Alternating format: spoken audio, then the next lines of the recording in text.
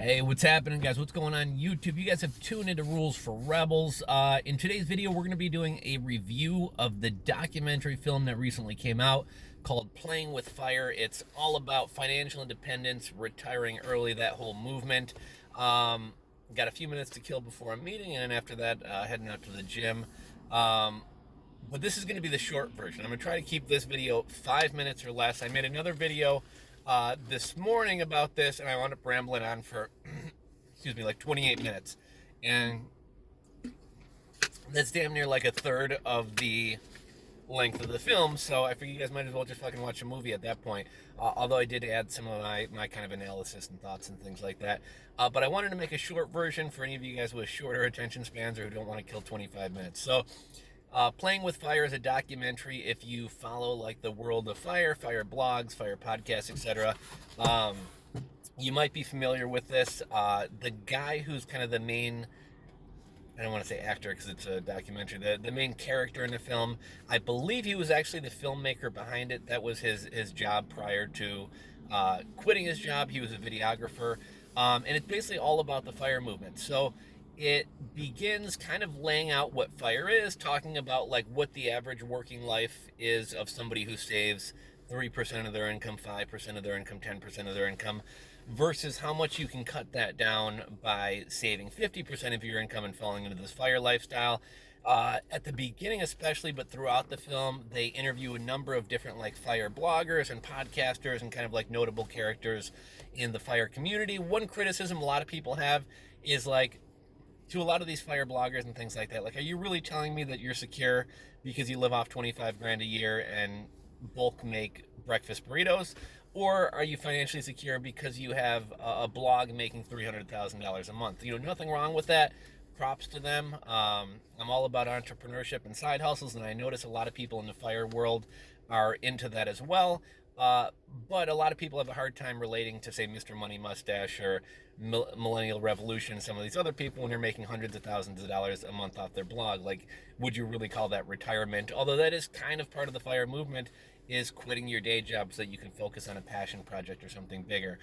The film covers pretty much one individual and his family, Scott Rysick, 35-year-old guy, living with his wife and toddler child in Coronado, California.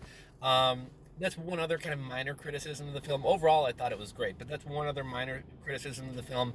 I kind of wish they maybe would have covered a couple different families, and maybe from a couple different income backgrounds. Because this couple, I'm guessing each one of them probably made $200K a year. Just the fact that they were living in Coronado, California, they had two Beamers. They were spending $2,000 a month on their food budget. So I thought it would have been interesting to get the perspective of, like, they briefly interviewed a couple teachers towards the end of it. One of them made $35K a year. The other one made $15K a year. They were a couple. So I guess all in all, $45-50K a year.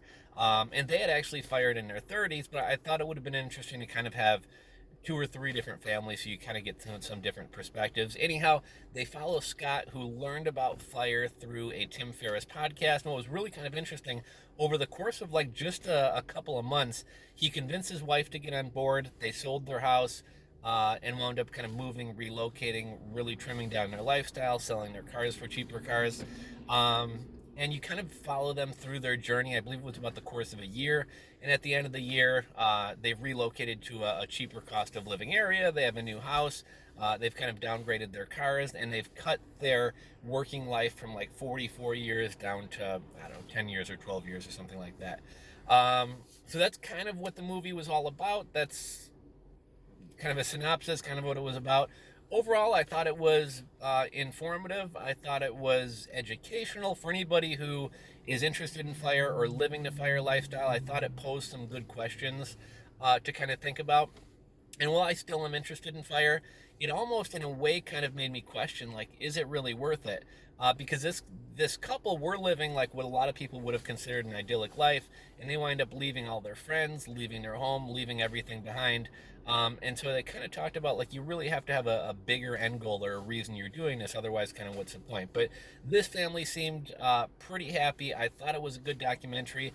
I had first bought it on Google Play, only to realize that Google Play won't let you mirror to your TV through a Roku.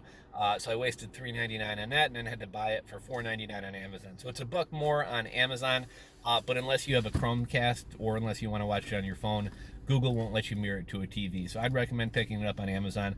I'll link to it in the description box below.